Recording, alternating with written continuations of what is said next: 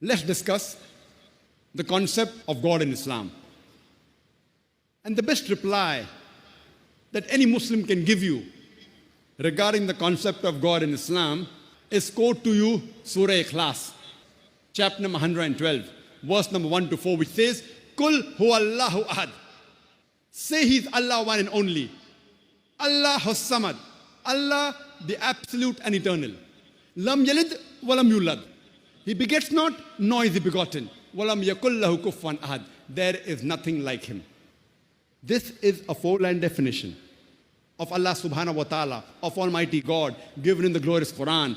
If any person says that so-and-so entity is God, if that entity fits in this four-line definition, we Muslims have got no objection in accepting that person as God. The first is, Qul huwa Allahu ahad. Say He is Allah, one and only. Allahu samad. Allah, the absolute and eternal. Samad cannot be described in the English language. It means a person who is self-existing, He's eternal, He's absolute.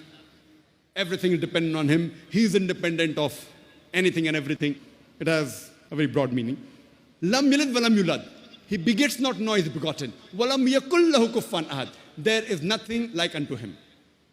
This Surah Ikhlas is the touchstone of theology. Theology means, it comes from the Greek word theo, meaning God. Logy means study. Theology means study of God. And touchstone means, if you want to buy gold or want to sell gold, you normally go to a goldsmith and you want to find out how pure that gold is. So if you want to buy gold, you go to a goldsmith, he takes the gold and he rubs it against the touchstone. And he matches the color with the card he has got.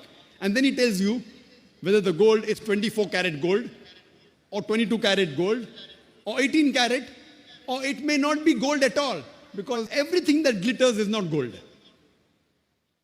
And that panel is also then the exhibition, Surah Ikhlas, the touchstone of theology. So anyone who says that so-and-so person is God, you put him to the test of Surah Ikhlas. If he passes the test, we Muslims have got no objection in accepting that person as Almighty God.